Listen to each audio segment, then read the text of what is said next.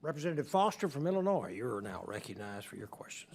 Thank you, Mr. Chair, for convening this, and to our witnesses. I would just want to thank you all for, toughing it out, and as as scientists in the federal bureaucracy. It's not always an easy job, but it really matters to the scientists that are out there, doing their job every day. Let's see, the easy part of my question, so you get to listen to a member of Congress thanking you for all of the everything you do for the area I represent. I represent Illinois, and one of the joys about representing Illinois is I get to brag about how Illinois has been a real national focal point for the development of quantum science and quantum computing. The entire state actually has become a proving ground for the field. This is shown through the Chicago Quantum Exchange, which leads both the Block Tech Hub, now funded by Mr. Krishmerik's Commerce colleagues at the Economic Development Agency, and the Quantum Connected Project, which is currently among the 15 finalists for the NSF Regional Innovation Award. NSF has also funded two NSF Quantum Leap Challenge Institutes, one for hybrid quantum architectures and networks led by the University of Illinois Urbana-Champaign, and one for the quantum sensing for biophysics and bioengineering led by the University of Chicago. These efforts and in-state development are giving legitimacy to our world-class educational institutions.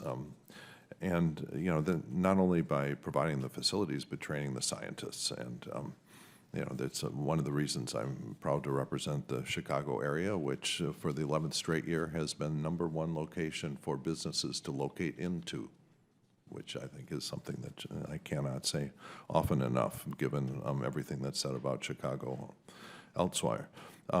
Anyway, so let's say a couple of questions.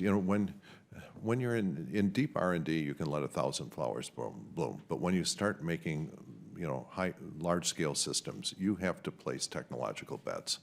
Some examples of that are you have to decide if you're going to be looking at cryogenic technologies. For example, in the big quantum park that's under construction, a big part of that is a big set of cryo plants for cryogenic quantum computers, which might or not win the race for the most effective way to make qubits.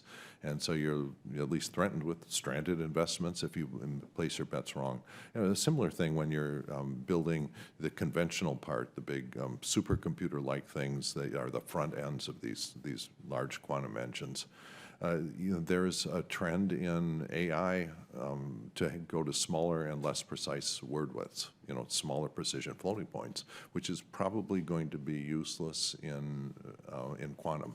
So either you're going to have to continue to invest in high precision floating point engines, or you're going to just try to ride along. And so you have to decide, are you going to just buy conventional off-the-shelf AI stuff, or something that's more optimized?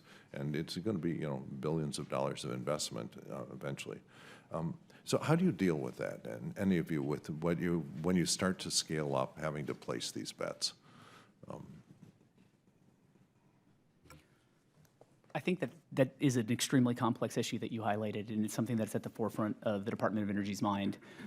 We need to be able to first be able to explore a few, or actually as many as possible, qubit technologies and platforms, and understand how they can scale and deliver capabilities. We are, order at least or two orders of magnitude away from being performant enough to provide scientifically useful calculations.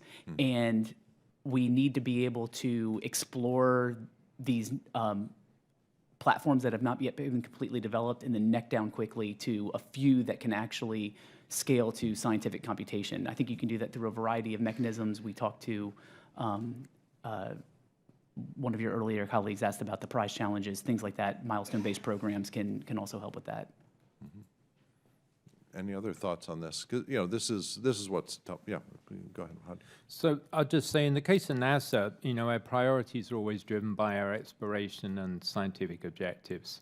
And we have a whole technology maturation process that underlies that ultimate priority. So we basically just treat these technologies, and I'll emphasize again, we're really focused right now on quantum sensing applications. We treat them like any other technology that we have to develop to the point where we can fly it. So, you know, we start with 1,000 flowers, but the process kind of weeds out the ones that we don't want to actually go forward with. Yeah. So I would say very quickly, thank you for the question. We know that there are technology choices to be made, and I think for us is de-risking early. So that means continue to support the fundamental research that is aligned to quantum, but still fundamental, because there might be things hiding in there that we might be able to use. Yeah, well, you all have tough choices to make, and there's no substitute for having really high-quality minds making those choices, so thank you all. Gentlemen,